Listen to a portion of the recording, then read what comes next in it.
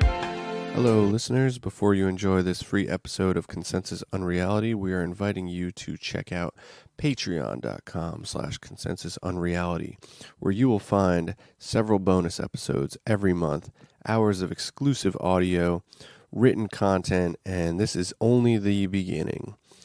So do be sure to check that out.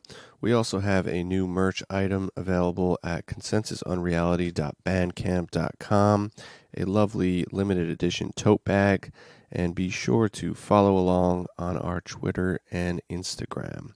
Thanks and enjoy this episode.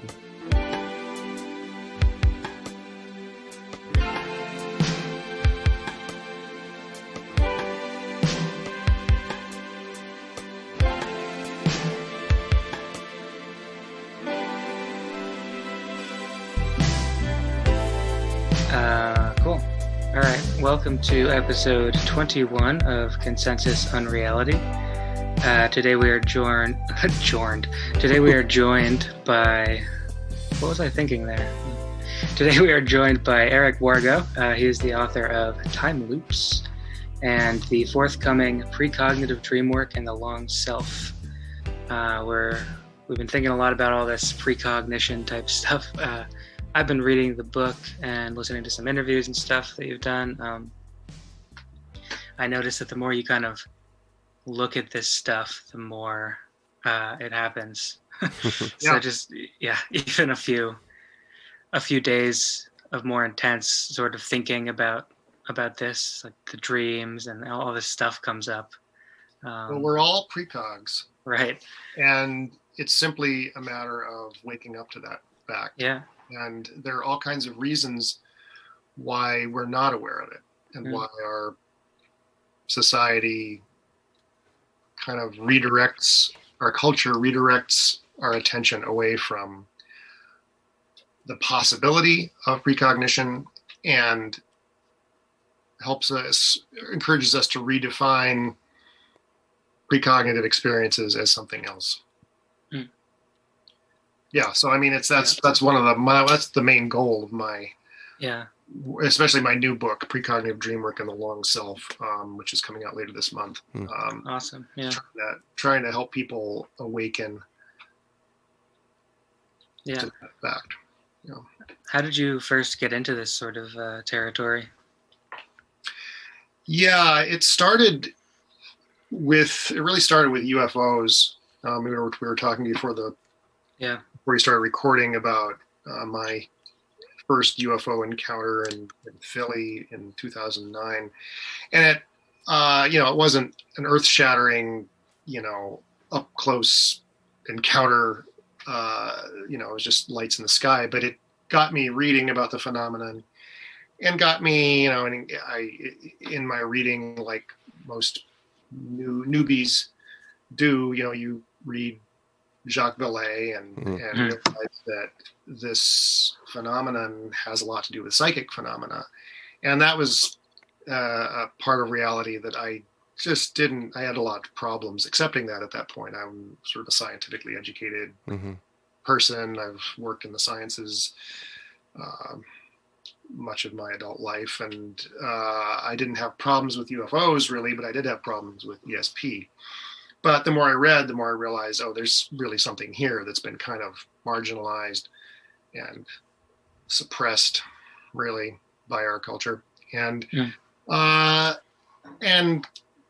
in tandem with that, I was awakening to the fact that, I've had precognitive experiences, and so it was sort of a both experiential kind of awakening to my own experiences and understanding them in light of the research, the great amount of research that's been done on precognition over the last century.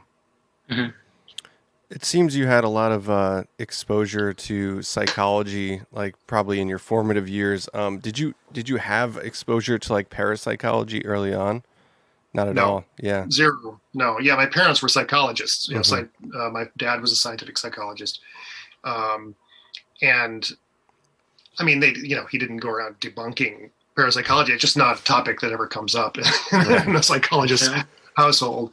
So yeah, I grew up steeped in that stuff, in that world. Yeah.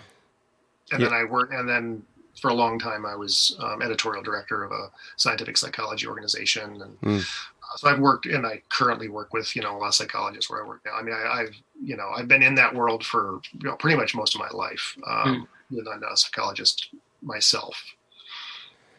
So it really, your interest and really the beginnings of like merging, that interest came out of that UFO experience initially. Well, that's not the, yeah, not even jumping to conclusions there. I've been moving in the direction of, I guess what you'd call the occult. Sure. For, a long time by that point, for probably more than 10 years by that point.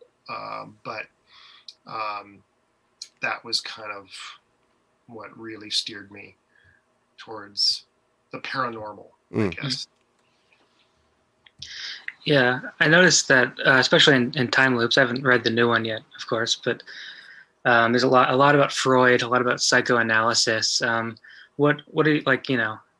What do you think the connection is between psychoanalysis, maybe and especially it seems like taboo situations and guilt and shame and stuff like that seem to have a big impact on it. So how does psychoanalysis and stuff meet precognition? Yeah. Well, there's this kind of myth in our culture right now that psychoanalysis was debunked, or that and that Freud is just some old white white dude who all he thought about was sex and had these crazy theories that have been just totally thrown out as garbage. He was not a perfect guy by any means, nor is anyone, frankly. Yeah. But his revolution with his book, The Interpretation of Dreams, which he wrote in 1899 and published it in 1900, I think, was really profoundly transformative and very influential on our culture, extremely influential on our culture in all kinds of ways that actually psychologists are coming around to. For decades they just rejected Freud out of hand. Especially scientific psychologists, they just saw him as the product of Victorian whatever nonsense, and they just really wanted nothing to do with his ideas. But so much psychological research over the past couple decades has really come back to studying what he called the unconscious. Now, it goes under different names now. Sometimes they'll call it unconscious processing, tacit processing, implicit processing is a common term you'll see.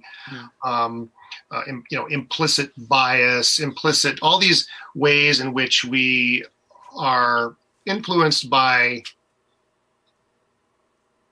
thoughts, biases, whatever, feelings that are outside of the level of conscious awareness. I mean, that's the unconscious. That Freud, he wasn't the first to identify the unconscious. He wasn't even the first to coin the term. In fact, the term was sort of coined by the poet Samuel Taylor Coleridge. But Freud really saw in a way that his contemporaries didn't, how vast and important this domain was, and really started mapping it and started thinking about the why. Why do we have this unconscious, and why are certain thoughts or desires or whatever, why are they rendered unconscious? How do they surface in our lives? How do these unconscious thoughts, feelings, and so on, how do they make us ill? Okay. And that was profound, and that larger framework, you've probably seen the diagram of, an iceberg, and the tip above the water is sort of the conscious, mind, and everything under the, the vast part below the water is the unconscious. Well, that, which is sometimes glossed as Freud's metapsychology, okay, was really, it's a really important idea. And there are lots of different ways you can spin that idea and ways you can reinterpret it and so on.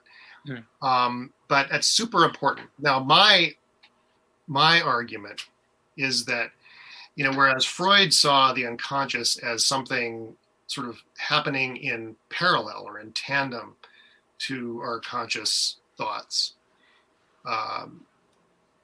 this kind of buried, there's like a person inside of us who, we're not aware of, but is somehow itself aware and enough to thwart us and undercut us and act like a trickster or act like a kind of an imp, that, it's kind of a paradoxical construct. You have this consciousness that's not conscious. Okay. I think the abundant evidence from the paranormal and specifically from precognition suggests that, what we need to do with that diagram of the iceberg is tip it on its side and think of that buried unconscious as our future consciousness, what we're not yet conscious of, influencing us backward in time. Retro-causal influence. Right. And that's what my book, that's the argument that Time Loops develops and that I continue in the new book. Awesome. Yeah. Where do you fall on I notice you go after Jung a little bit, like in Time Loops. Where do you fall on a big thing today is like synchromysticism, synchronicity. It's like, do you think that's all sort of explainable by precognition, or where do you fall with that? Yes, it is. And the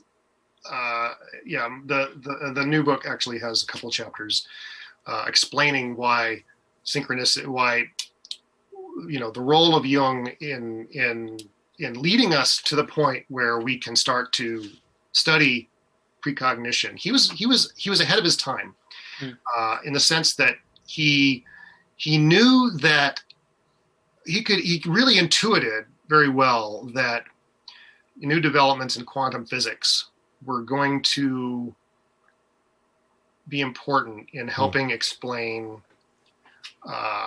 what we would call paranormal phenomena, and especially things like dreams that come true the next day, and weird, meaningful coincidences in our lives.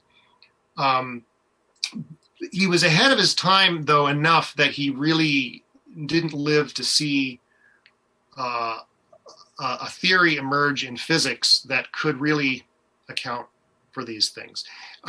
So he struggled sort of with the help of his friend Wolfgang Pauli, the particle physicist. He struggled with Pauli's help to, come up with some kind of theory that would make sense of these events in quasi-physical terms, and it never really held together. Even his book, even his readings, when you delve into his writings, they're incredibly inconsistent. Like one sentence, he'll say that this is a brand new theory of reality to replace causation in physics, and the next a few pages later he'll say, well, this is not a theory, it's just a term, it's just a label. Basically he gave us this really cool label, a really cool word to use for these kinds of experiences, and basically gave his patients and people who read Jungians, that big Jungian domain of Jungians and New Agers and stuff, he gave them permission to talk about a certain kind of paranormal experience without making a paranormal claim. Okay. Just saying it's synchronicity, and it's kind of nebulous what that means, whether it's, a psychological process, or you're really talking about some link between what's going on in your head and archetypes out in the world or in the collective unconscious, whatever. It's sort of nebulous what synchronicity means. And that is actually awesome because it allowed people to start writing and talking about what I call precognitive dreams. I mean, you look at the Jungian tradition, Jungian writers, it's like they're full of wonderful examples of precognition, both dream precognition and also a kind of what is now called presentiment, kind of or feeling your future, orienting towards rewards on an unconscious level. Most experiences that are called synchronicity can really be explained in precognitive terms. And we now have a physics, the beginnings of a physics that can actually sort of account for that, and even a biology that can sort of account for that. And that's what a lot of time loops is devoted to, is taking the beginnings. It's still, admittedly, it's still, there's a lot of speculation here, but we have some pretty coherent ideas about what retro-causation may mean. That is backwards causation on a quantum level.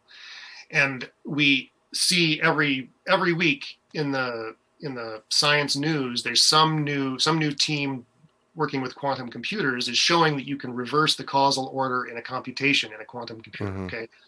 Okay, that's really key.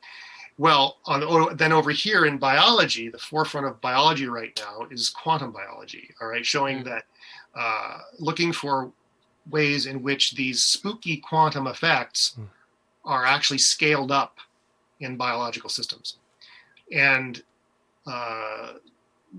we have a growing number of examples of ways in which this works. And of course, the Holy Grail is to find it in the brain, to find that the brain may in some sense be a quantum computer or some kind of hybrid, quantum classical computer in a sense. And so there's, a lot of ideas about how the brain may have all these spooky properties. Now, the people who are kind of pursuing that generally they're not interested in explaining paranormal phenomena. They're interested in explaining consciousness. Right.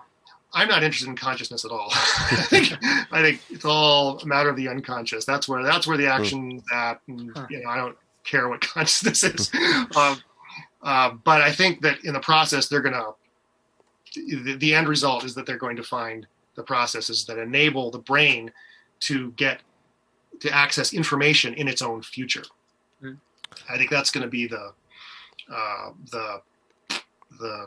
quantum leap, if you will, of the sciences. At some point in the next, I don't know, I like to think before I die. So I'm being kind of a futurist in a sense about where we're headed with this. So would I be correct in saying that a large part of the objective of time loops is creating an association of precognition with how we understand the mechanics of memory? Yeah, definitely. And that's actually, I go into it in much more depth in the new book on dream work. That Freud was really, I think without knowing it or realizing it, he was really a theorist of memory, how memory works and how it works associatively. He wasn't the first to say that memory operated on association, but his study of dreams, for instance, was really mapping the associative and almost literary ways that the brain, makes meaning. Okay, and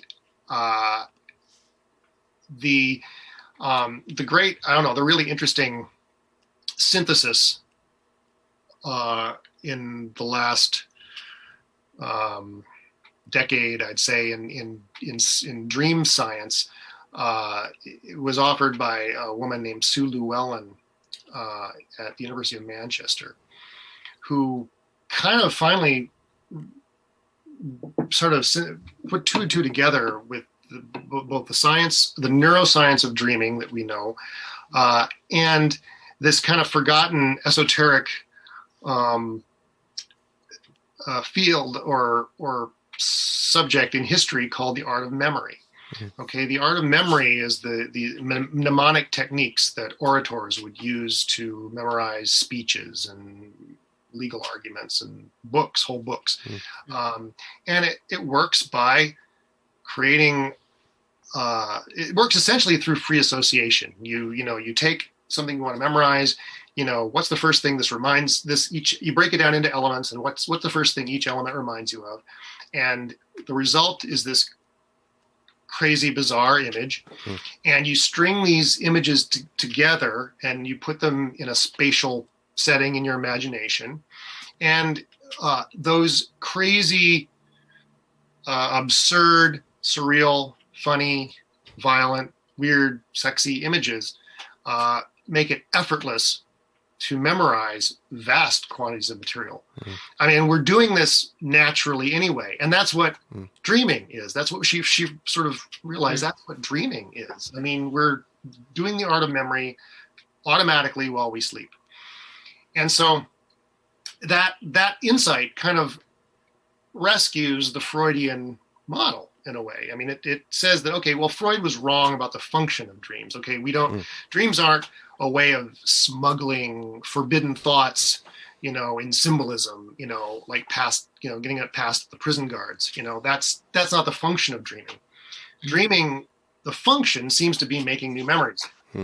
Okay, but he was right about how they do that and the symbolic transformations that our experience undergoes in order to become part of our memory. Now, what I find incredibly exciting is that to get back to our earlier topic of quantum biology, memories are made when essentially new or learning occurs. Let's just talk about learning more generally occurs when synapses, new synapses form, and the existing synapses change their weights, change their propensity to fire. Okay. That's how memory sort of is. That's how it works on a nuts and bolts level. Okay. Well, the best candidate right now for quantum computation in neurons are these structures, these little tubular lattices called microtubules, okay, which have been shown to have superconducting properties, which suggest they may be little quantum computers. And they reshape the synapse during learning. So if neurons are full of these quantum computers, if the brain has hundreds of trillions of little quantum computers that are actively reshaping synapses and so on, well, right there you have a potential mechanism for the brain communicating with itself across time. Okay, and thus I see the brain essentially what in science fiction is called a tesseract. It's a four-dimensional, higher dimensional object that exchanges information across time.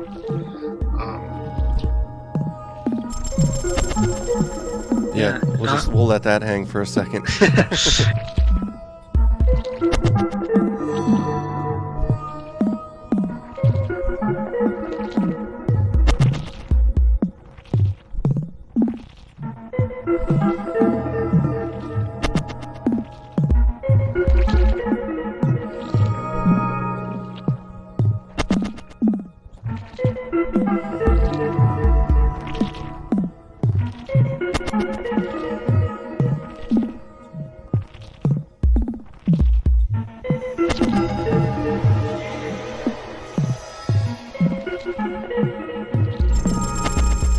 I mean, and then you mentioned Philip K. Dick and stuff like that.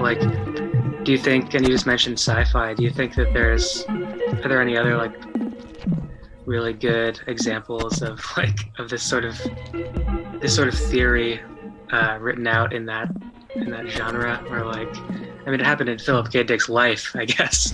Yeah. Oh yeah, I mean his life he was definitely a precog, and that is to say, someone who was aware of precognition operating constantly. I mean, his life was just full of synchronicities, and fortunately, he wrote a lot. He was a writer, so he wrote a lot, and so we have this record.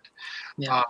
That's the thing. In most fields, I think precognition is operative in any skilled endeavor, but soldiers aren't writing every experience that happens to them.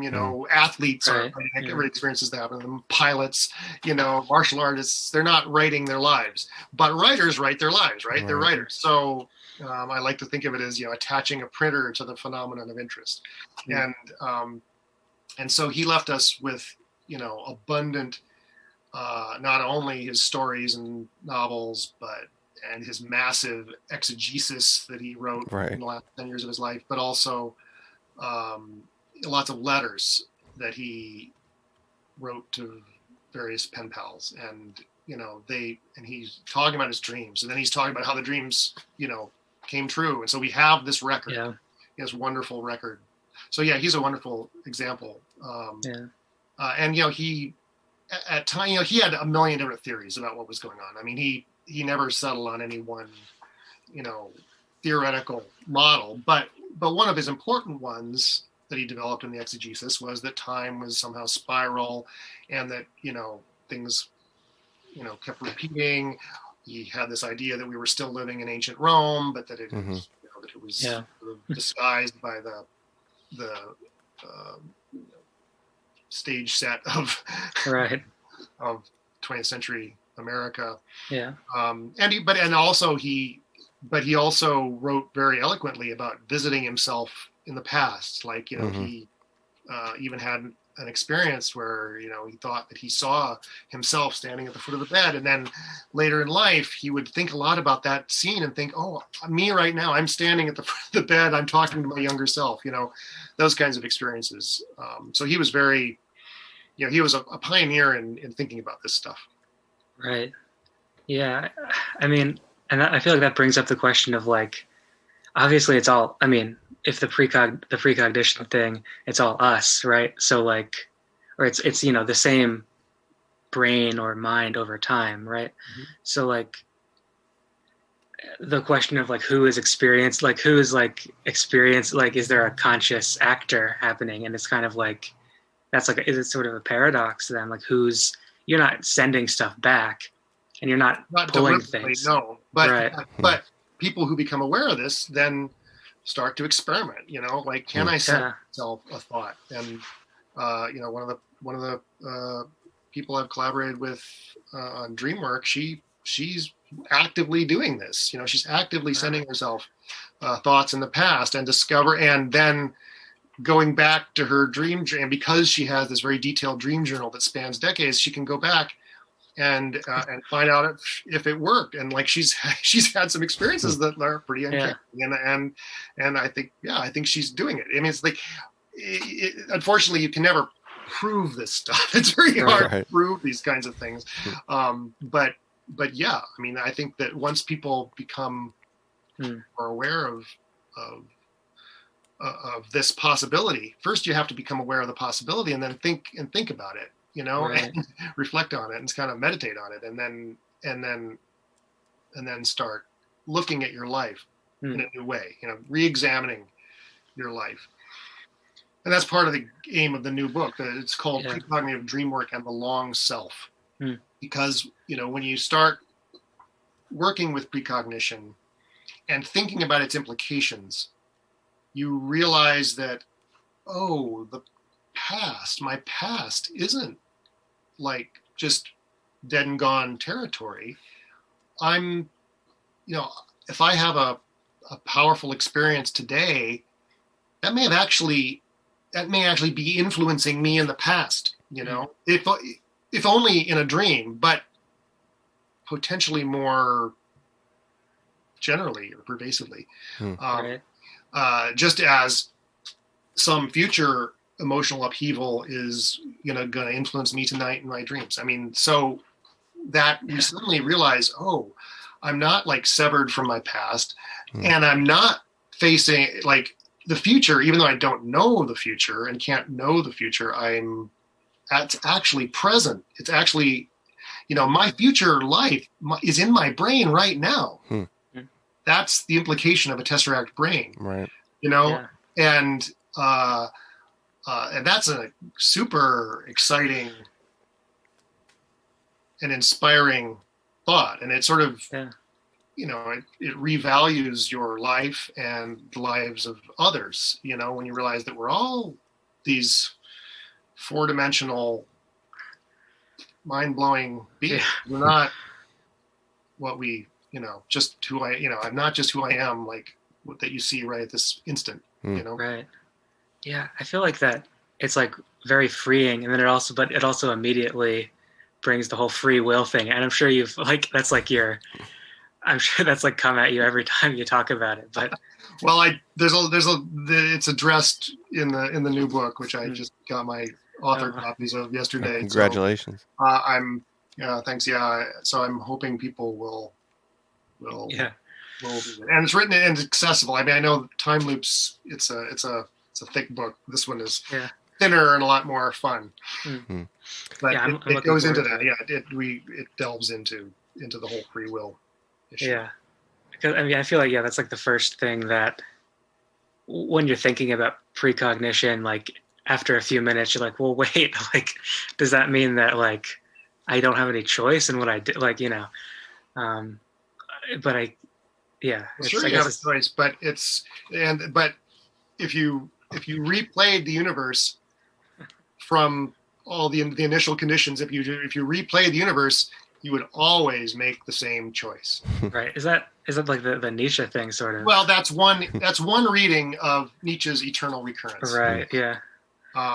There are alternative readings I've found out, but yeah, that's one way of looking at it.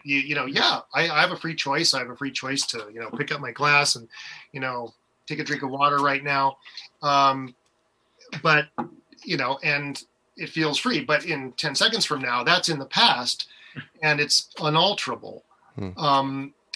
And so, you can't change the past. Now this is the thing. This is the key distinction. And there's a lot in the new book about, when I talk about influencing our past and our relationship to our past, we're not changing the past. This is the thing that science fiction writers love to talk about, alternative timelines, and a popular idea in kind of pop physics these days is many worlds hypothesis. That at every decision point in nature, things, multiple universes are spawned, and so there's infinite parallel realities and blah blah blah blah. Well, that's kind of a cop-out, frankly. It's a kind of a way of escaping from the kind of conundrums that are presented by choice in a material universe, and in fact, it's not very compelling even in physics, because if retro-causation explains some of the phenomena seen in physics experiments, then the universe is not random. The universe is not random and thus spawning every alternative at every decision point. In fact, it's simply retro-causation. The seemingly random behavior of a particle is determined by the next thing that particle hits.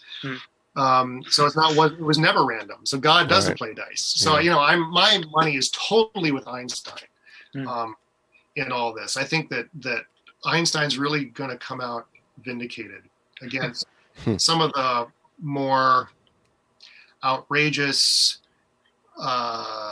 interpretations of quantum mechanics, the Copenhagen interpretation. I mean, I think Niels Bohr was a brilliant guy, but I think he really, I think, derailed or impeded the progress of quantum physics, I think, by insisting that there's no reality prior to measurement. I think it's, I think the answer is really going to be retro-causation. That measurement retro-causes, what it's measuring, and that there, and suddenly randomness goes away. Right. Yeah, I wanted to ask you, I've heard you speak about that anecdote before in terms of particle wave duality, which is like sort of a touchstone for like the new quantum religion that gets transposed onto all sorts of anomalous phenomena and stuff. But yeah, it's interesting because we're always making that distinction between the flux state between particle and wave, but you're implying that observation is embedded in the story of that object. Yeah, I mean, yeah, I don't believe in waves actually. This is not ready for prime time, but I've got a strong hunch that waves are at least on a quantum level, the idea of the wave function, the idea that the wave function collapses upon measurement. It's a predictive fiction. Okay. It's a fiction that helps you, make predictions, and you need it for that reason, but you can't reify it. It's not something real. There's nothing real there about waves on a quantum level. And interestingly, and if that's the case, then maybe even in electromagnetism, waves might be a fiction too. I mean, the idea of fields could be a predictive fiction as well. Right. Richard Feynman and John Wheeler, I think it was even before the war, they came up with a theory called the Wheeler-Feynman absorber theory, which was essentially a retro-causal interpretation of electromagnetic interactions. That the destination of an electron or whatever is kind of part of the story of that electron. Right.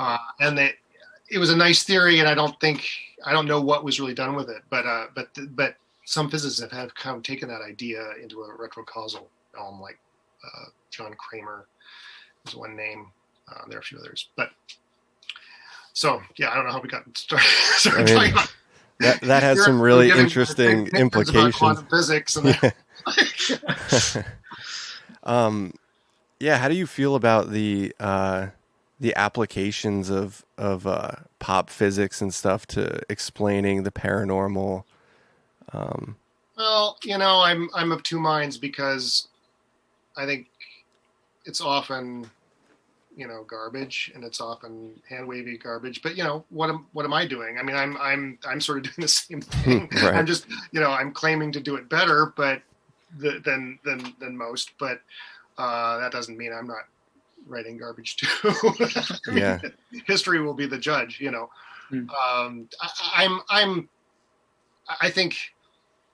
Look, doesn't matter what field you're in. Nobody likes seeing outsiders to their field come in and use their terms and discoveries and do their own thing. Okay, no one likes that, and so I think physicists naturally have a knee-jerk reaction against people coming in with the quantum stuff, but they're overly sensitive. It's like, I think, not only is quantum mechanics a very rich and evocative field of, offering all kinds of new realms of study that will transform our lives in the next, centuries. And we don't know how they're going to go. So, you can speculate all you want, but also it provides important metaphors. I mean, thought works through metaphors, and it provided whole set of new interesting metaphors that drive our thinking, even if for instance, entanglement, like anyone talking about psi phenomena is going to talk about entanglement and how our minds are entangled and stuff like that. Well, and a physicist will come along and after they're done having a heart attack from your abuse of the term entanglement, they'll explain why entanglement doesn't work, that can't work that way, and why there can't be any entanglement between my brain and your brain. But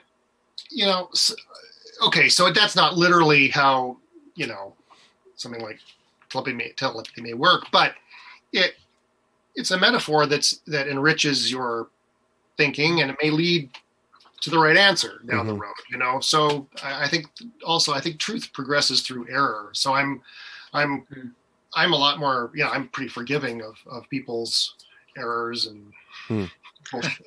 Yeah. Yeah. I think in the same way, you know, I see your work is making some new connections and reevaluations.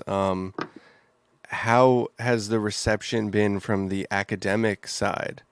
Is there Crickets? Yeah. Cricket. Yeah. That's really interesting. I mean, do you think that I don't know, how do you explain that? Do you care to elaborate on that at all, or? I explain that by the fact that I published through a small paranormal publisher. Right. And that my world is, you know, continues to be this kind of paranormal fringe. You know, the ideas in time loops are not, you know, they're not something that well, at the time, you know, I didn't think that I didn't even consider, you know, submitting it to an academic publisher. It just didn't seem like possible at all. In hindsight, I think it's, you know, it's something that I probably could have gotten published through an academic publisher. Right. Yeah. But whatever, that's history. You know, that these ideas are fringe, and people in mainstream, in the academy, are just very uncomfortable. Right. Yeah. You know, even the way I write about it. I mean, I think that, you know, you can probably tell just from, you know, the introduction of my book that I'm trying to make a lot of different audiences feel at ease. You know, it's like, you know, I'm not gonna, you know, well, if you're a scientist or an academic, I'm not going to offend you here with a lot of woo. You know, I'm going to make my argument very carefully. Right. You know? And I'm also not going to like just dismiss science like unfortunately a lot of people in the paranormal world or new age world, you know, are inclined to. You know, my sympathies are ultimately with science. I'm looking forward to the science of the 22nd century. And that's essentially what I'm writing, what I feel like I'm trying to get my hands on, what that's going to, you know? It's a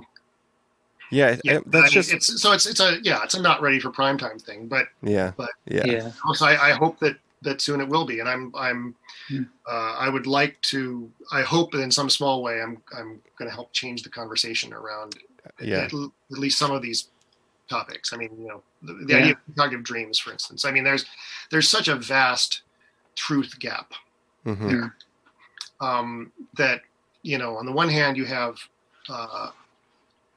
scientists, psychologists mostly, who just, you know, are appalled at the idea of ESP and just won't even consider it and just have but so many people report these things, and the thing is, the reports are so consistent, and so there's a mass of evidence there, that I just think when it's presented in toto, you just can't ignore it, and you can't do the usual things like say, oh, it's the law of large numbers and it's your biases and blah blah blah. It's just, no, it doesn't work that way. I mean, I've got so many examples in the new book, you know, from people who record their dreams. You know, one of the, you know, it'll always be insisted, well, people report precognitive dreams after the you know, event they supposedly precognized or whatever. No, a lot of people record their dreams assiduously and then are able to point to subsequent experiences. And there are real patterns about what kinds of experiences are precognized and how it works. And so the new book is kind of an invitation to people to become citizen scientists. And I think that if enough people start talking about this, sooner or later, some honest neuroscientist is gonna like notice themselves having a precognitive dream, and they're gonna right. I need to study this, you know, and that would be what it takes to kind of, I don't know, change how people think about this. It's just so ripe. I mean, a lot of paranormal topics, like, okay, they're not, it's, I don't know what it would take to make people believe them. And part of the problem is that there isn't a real coherent theory yet for some of these things, but there is for precognition, and it makes, and all kinds of trends in various sciences are converging on it would make sense. And so I just, that truth gap, the sneering condescension that you get from scientists when they hear the idea of dream precognition, is just, it's time for that to end. Mm-hmm. Yeah, something, especially with the dream thing.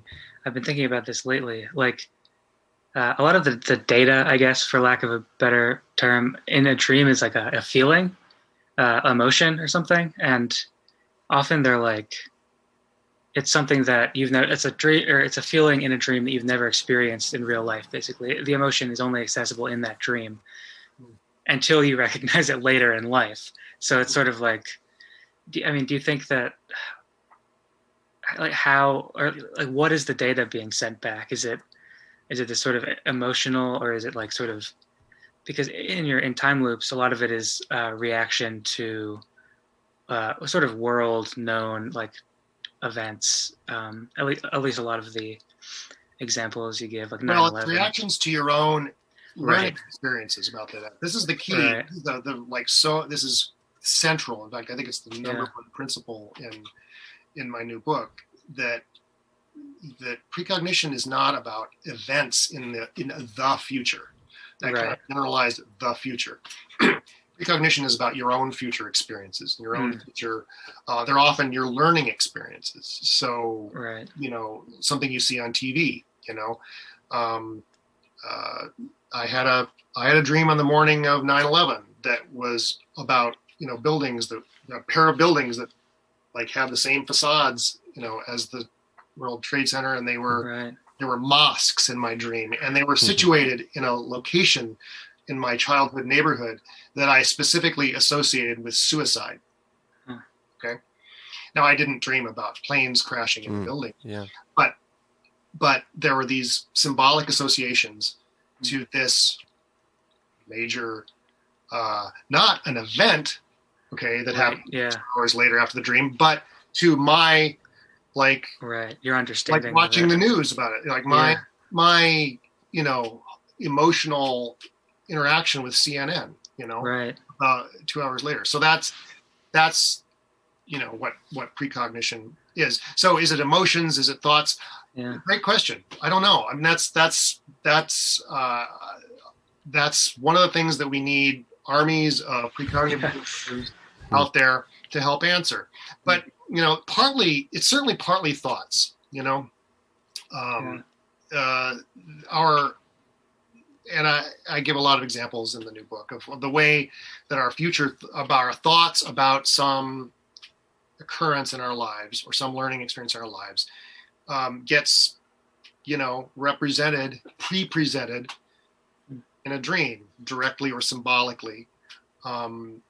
So thought, definitely, our future thoughts. I mean, I really think that the unconscious is consciousness displaced in time. So our conscious thoughts displaced backward in time are pre-presented in our dreams. But emotions too. I mean, in time loops, I sort of suggest that kind of almost the carrier wave of precognition is kind of this kind of mixed emotion. I use there's a Lacanian psychoanalytic term called jouissance, which kind of means pleasurable pain, painful pleasure, kind of this dual valenced emotion. I think that is often the case, although I've come around to thinking that the even more powerful emotion that kind of powers precognition in a way is amazement. this is a topic I get into in the new book. I think amazement at something is often what kind of determines what we we precognize in our dreams. I think in my limited experience, I mean, I have, and they stick out in my mind, the several precognitive things that just feel like these, it's hard to explain, I guess, what it feels like. But I think amazement is a good amazement, or it's something in that realm of word. Yeah. Well, more generally, you can just powerful emotion. I mean, that doesn't, you can define it in all kinds of ways. Any powerful emotion is, an experience that provokes a powerful emotion is something that you're liable to precognize beforehand. But I think that I've noticed in my own life, at least, that very often these experiences seem to center on experiences that have a like where I'm rewarded, but there's kind of a little bit of punishment there. Yeah. A combination of punishment and reward or something. One very common one, and this I think is operative in most premonitions of disaster, death, that sort of thing. The core thought that I think is being transmitted back in time is the thought, but I survived. Mm. Okay? Because it's often something bad happening to someone else, or something bad almost happening to me, but not quite. Or something bad that happens, but I'm still standing. Right. Okay. Those kinds of situations, and they don't have to be threats to life and limb, like a plane crash or a car crash. I mean, they can be like a minor embarrassment, at work, or, just kind of relatively trivial situations. But nevertheless, there's that kind of duality of, oh, geez, that was an embarrassing thing that happened, but, life goes on, I'm okay, or whatever. Something that has that dual sense of surviving something. That's I think, key. Yeah. And it makes perfect sense that if this is something that evolved, if evolution is about survival, right? So precognition is about it's about our survival. Yeah, that's it's so fascinating. So do you think there are just random bits of things that have no bearing on like our well-being that is sent back, just sort of like extraneously, or do you think it's mostly? Well, they often seem that way. Okay, this is the experience that a lot of people have when they start recording their dreams and paying attention to precognition. They'll go, well, why did I have this? Why did I dream about this random, restaurant or something? It's like it seems insignificant. Well, when you pay attention to the context of the experience that you dreamed about, you may realize that, in the surrounding temporal context of that, experience, there may be something there, and there's a reason why you may be dreaming of that, that one thing. Like here's like an example. This always comes to mind, and I didn't unfortunately get this person's name. He came up to me after I gave a talk, and he told me this experience, and I've it stuck with me ever since. He and some friends were at a conference or something, and there was and the police evacuated everyone from the building because there was a bomb threat, and they and the police said, just get out of the neighborhood, go somewhere else. So he and some friends, they were in an unfamiliar city, I guess, for a conference or something like that. And so they drove around a while in an unfamiliar neighborhood and found a place to eat, a restaurant to sit at and wait, whatever. And he walks into this restaurant and boom, he had a dream about, there was nothing but this interior of this restaurant, like a couple of weeks before. But it was just, there was nothing happening in the restaurant. It was just this scene of this restaurant. If okay, the restaurant itself was this trivial, random thing, but no, it happened in the aftermath of an actual threat, Right. and it often happens. I've since collected a number of examples of this from people where something threatening will happen, but they'll have a precognitive dream about some like trivial, random, relaxing setting that they encountered right afterwards. So again, there's that idea of possibly surviving something, and the possible relief that you feel of normalcy after an upheaval. At least that's my hypothesis about that. So I think, in answer to your question, on the surface, it seems like just kind of often precognitive dreams seem like these random little things, but often if you look at them in context, there's something more going on. Wow. Yeah, that makes sense. Yeah. Huh. Have you done any looking into, or I'm sure you've considered, like non-locality and consciousness? You don't really give credence to that idea, or? I don't really. I mean, I don't. You certainly don't need it to explain precognition. Sure. And this is a controversial area that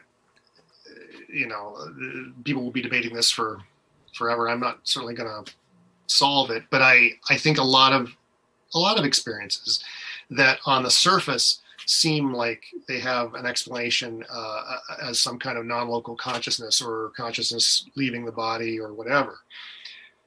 If you sort of take a forensic mindset to examining those experiences, you often find precognition operating. To take an example, and I've got some examples of this in the new book where I talk about lucid dreams and out-of-body experiences. I've had a few, very small handful of out-of-body experiences. One of which was, I guess I've had four.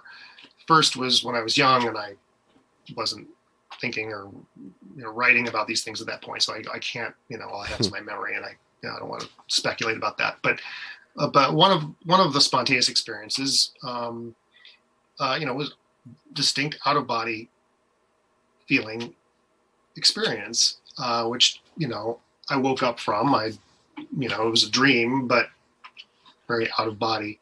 But then it turned out to be what I then did in my physical reality to go and confirm that out of body experience. And there's a tracer there. In fact, I talk about it in the book. I won't go into it right now, but there's a tracer that establishes that I was actually precognizing this experience of trying to confirm dream. Right. There was a time loop, this perfect time loop. And I've had a couple of others that were deliberately induced. I at one point got interested in the phenomenon of out-of-body experience and bought some books on it and did a lot of exercises trying to induce one. And it's a lot harder than they make it sound. But I had successes on 2 occasions. And in both cases, I subsequently had an actual experience that in real life that actually matched that out-of-body experience. So I was able to show that this was an in-body, this was I was precognizing an in-body experience in that location. Right. Later, in one case, exactly a year later. This is one of the things I talk about in the new book is this phenomenon called calendrical resonance, which is that dreams often are about events happening exactly a year later or at year intervals. Okay, multiple years, sometimes spanning decades, but it's startling. And there's some way in which our inner calendars are really attuned to dates. So like one of these out of body experiences actually turned out to be an in body experience exactly a year later. And the other one was similar. It was actually sort of more of a lucid dream, but you know, I was precognizing something. I was a reading experience a couple days later. So my own small data set points to the idea of misrecognized precognition, really. But it's an open question. You know, the book is inviting people to, you know, hey, pay attention to this possibility, you know, and see if this may change how you think about these phenomena or not. But I'm looking forward to reactions. I'm sure I'm going to get a lot of angry reactions to that idea. Yeah, it's interesting to use that explanation to look at maybe some of the successes of the remote viewing program and under that lens. Yeah, definitely. And you're right, because they're always so much of the best from those sessions are the people who like have that very strong confirmation later on that they were right. You successfully matched the drawing you were supposed to. Right. Yeah, right. That's really funny. Yeah. To be topical, what do you think about the new sort of religious movement of the simulation theory? Yeah, I'm not a fan. Yeah. The simulation hypothesis. I mean, this idea really appeals to like Silicon Valley types, you know, who, you know, are easily turned on by technology and new technological ideas. But, you know, honestly, it's look at the history of cosmologies. You know, they're always based on the latest technology. You know, the universe was a big clock, and the God was a clockmaker. You know, back when clocks were the new thing, and then, you know, our metaphors for metaphysics, I guess that's the word. Follow technology, and so this is just the latest iteration of that. Right. Yeah, that's my takeaway pretty much from that. We just did an episode on that, so we're kind of... Well, you know, what you mentioned, synchromysticism. It's synchronicities are often pointed to as the evidence for the simulation hypothesis, because, well, how could these events occur if the world wasn't this big simulation? Well, people aren't thinking four-dimensionally. Right. It's very hard for us to think four-dimensionally, and it just doesn't occur to people to kind of realize that, okay, the universe is 4 dimensions, not 3. And if there's that fourth dimension that's helping these kinds of impossible seeming convergences occur, well, that changes things, you know, that makes it reasonable, and you can explain these things potentially without invoking something like simulation. Yeah. Yeah, it seems to not want to approach some of the tougher questions in like quantum physics discoveries and just impose this sort of like technostic new religion. It's like an easy answer, it seems. But. Yeah, and there's a really dark aspect to it too. Sure, yeah. You know, like, you know, it's been suggested that, well, you know, if the world is a simulation, then, you know, you don't actually have to simulate that much. You know, you just have to simulate what you're looking at as like a video game, and it raises the specter of, you know, well, some people we meet in daily life could be non-player characters. Yeah. Very dark. You know, think about the implications of that. If people started really thinking that some people were non-player characters, well, you know what? That's kind of the way people who commit genocides look at their, you know, their adversaries. Right. You know, and you know that's exactly the wrong. Yeah. Wrong Right. way of looking at the world. Yeah, it's dark. So I see it as I see the simulation hypothesis as really unappealing and kind of potentially dark. Yeah. I mean, yeah, you would wonder, like with sort of post-humanism as well, which is, tangentially related. If the precognition holds true, wouldn't people be having more dreams of like sort of being within computers? Like if that's supposed to happen within their lifetime, because I don't think we've really seen that. Like, I don't know. That's good question. Yeah. I don't know.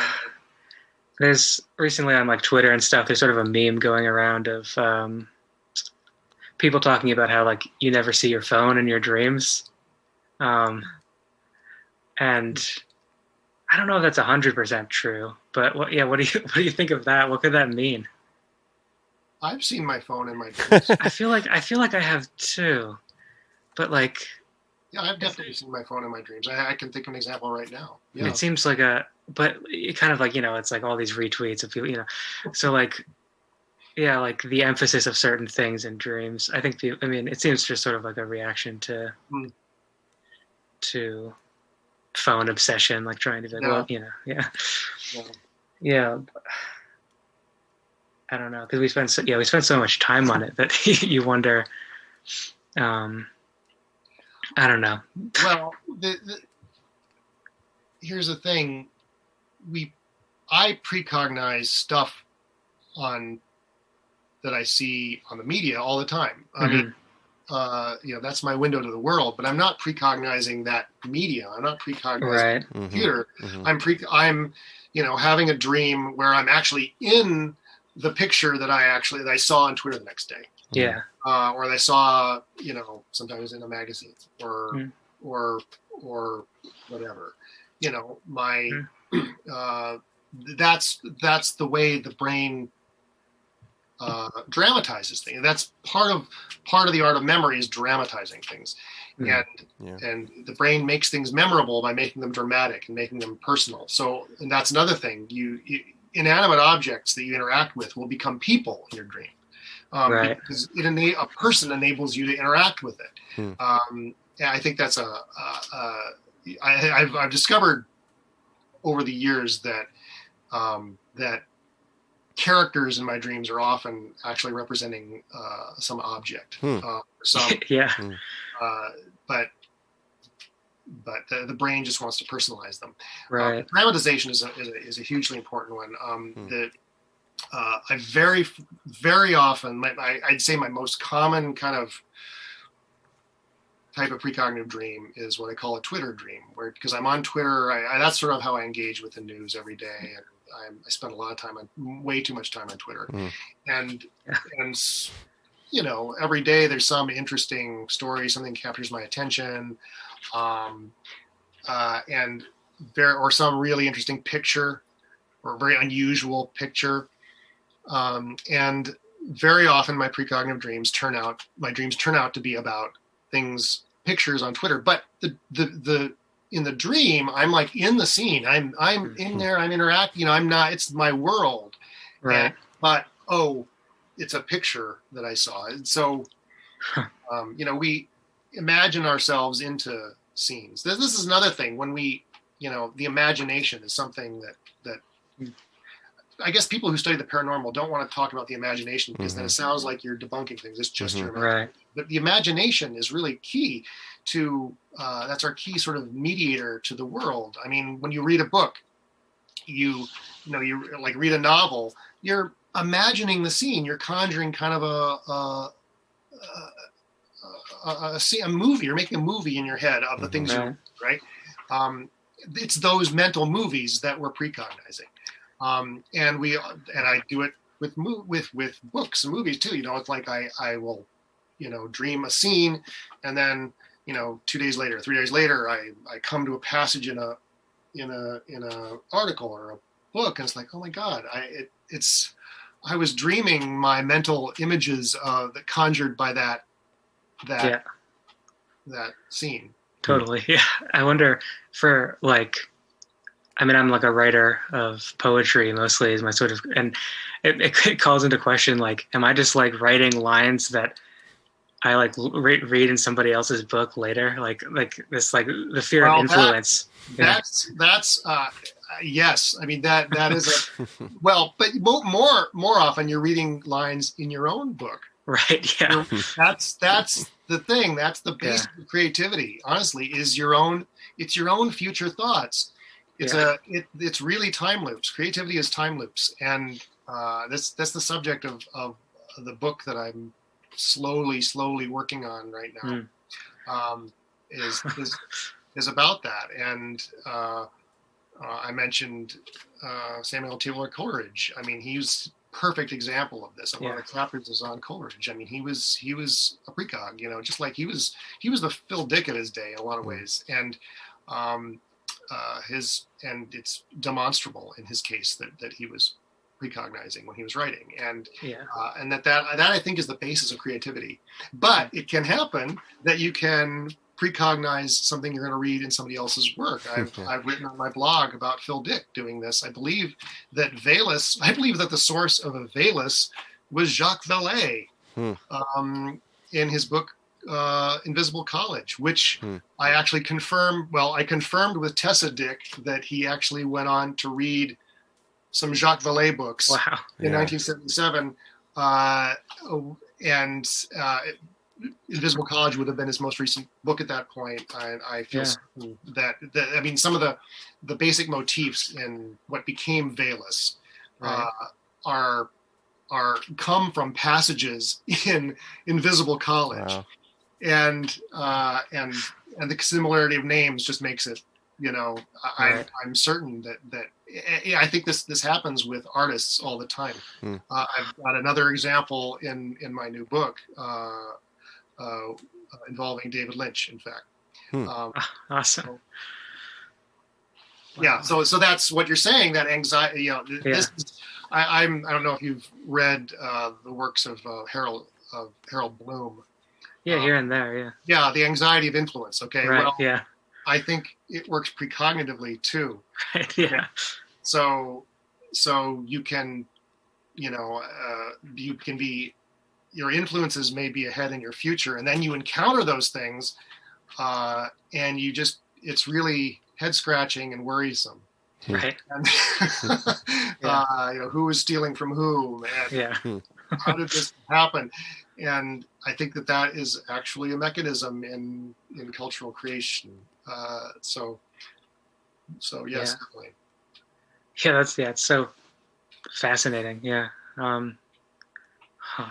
Have you noticed, I mean, this is a sort of change of topic. Have you noticed any pandemic precognition stuff? Yeah. Oh, absolutely. Yeah. In fact, I've got some examples in the new book. I was able to, I finished it at the end of 2019, but like one of the dreamers that I work closely with, she had a bunch of dreams related to the pandemic that I managed to sneak into the book. Its final editing. That's I mean, I think it's such a, I mean, for everybody, like I don't know if it's traumatic, but it's something. And so I imagine the problem is it's transformed our lives, but there's not a single event like with 9/11 that is very picturesque that you can, that a lot of people could dream of the same event. So, you're dealing mostly with kind of personal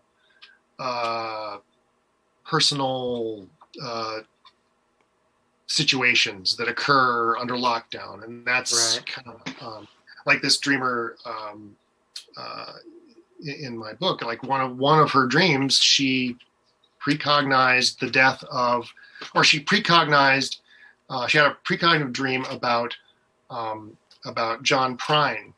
3 years to the day before, I mean, she wasn't a John Prine fan, but 3 years to the day she recorded this dream about his song "Angel from Montgomery," and 3 years to the day later, he became the first celebrity death from COVID-19. Wow.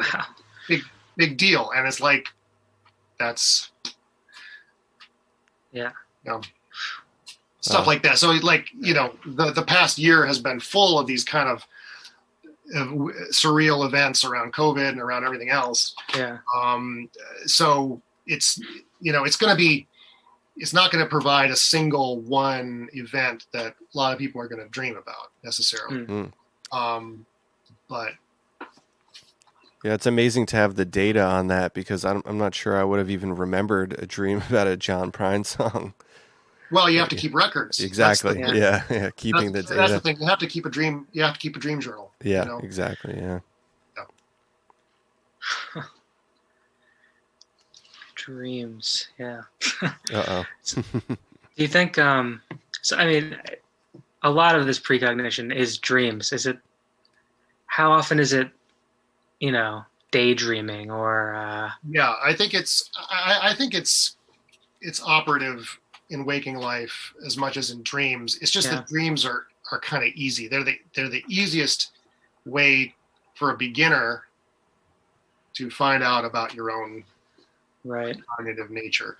But meditation is another really good one. Any kind of waking, any kind of trance state, or frankly, any kind of altered state, but there again, how often do people record their passing thoughts? What they're like, record some random train of thought, or write down their earworms, here we get back to Freud. The book Freud wrote after the interpretation of dreams was the Psychopathology of Everyday Life. It was this massive book where he's basically talking about all kinds of waking phenomena, like slips of the tongue and what later came to be called synchronicities, and all kinds of other kind of waking things that we do, little foibles that we do, and habits and stuff like that. As similarly symptoms of the unconscious, the same way dreams were. Well, same can be said of precognition. That all these little things, little random obsessions, or weird things you do and don't quite know why. There again, that's precognition operative. I think intuition is just precognition by another name. So when we're being intuitive, whatever that means, you're engaging your precognition. And divinatory practices. So if you do something like tarot cards, or dowsing, or whatever, if you've got some practice, some superstition or practice or whatever that's divinatory, astrology, whatever. There again, you're opening a channel for your precognition to manifest. And you can, I've played around with divination before and had like amazing experiences that it's really uncanny how well it works. So yeah, there are all kinds of ways. I love meditation is really the best. I mean, honestly, meditation is going to help you anyway, because the more you become attuned to your thoughts and the flow of your thoughts, and kind of get to recognize your thoughts, that's key, because then you can kind of recognize when a thought is a little out of place, and it helps you with things like hypnagogia, on the edge of sleep, like learning to recognize, most people don't recognize that they're in a hypnagogic state. They just slip right into a dream, and they don't, of course, remember those states at all. But when you develop a habit of knowing, watching your thoughts, you can catch yourself, having a really bizarre thought, on the edge of sleep. And if you've got the willpower to like turn on the light and write it down, you will be amazed. It's like the next that may well match something that occurs in your life in the next few days. Hypnagogia is great. I mean, it's even more reliable in a way than I think regular dreaming as far as being able to identify a precognitive hit with it, but it's so hard. It's the willpower problem, right? Because you're so tired, it's like it feels so good, like your mind deceives yourself to think, oh, I'll remember that. Right. Yeah. It seems like a good reason to get like a tape recorder or something to just actually, a lot of people use tape recorders. Sure. Yeah. Yeah. Huh. Yeah, I mean, I don't know if we want to end it on talking about tape recorders, but well, everybody should start to keep a dream journal now. Yeah, I think so. Absolutely. Yeah. I've tried. It's tough, but it's worth it though. And the longer, the more dreams, the more years of dream keeping you have, the more rewarding it gets. Right. Yeah. You really start seeing how this shapes your life over the long term. I mean, what I've found. I mean, I fortunately I didn't get interested in this until a decade ago. But fortunately, I'd been keeping a dream journal for many years leading up to that because I got really interested in Freud and Lacan in college and got interested in my dreams, and so I just sort of got in the habit of doing it. But a lot of people record their dreams, and they whether because they're interested in their they do Jungian dream work or whatever so it's never too late to start laying down that dream corpus basically because it turns into a time machine is what it is because you can really start to see how amazingly uncanny ways that your experiences later in life were influencing you earlier in life. Yeah, that's awesome. So the new book is coming out soon. Precognitive Dream Work and the Long Self. Okay. Subtitle: Interpreting Messages from Your Future. And it is available for pre-order right now, wherever books are sold on the internet, and it will be in bookstores as well at the end of the month. Awesome. I'm definitely going to pick up a copy, and we'll encourage our listeners and friends to do the same. Definitely. Thanks so much for coming on, making some really, really interesting new connections. This is important stuff. Oh, this was a blast. Yeah, thanks so much. And have a good rest of everything, Will do. All right. Thanks again.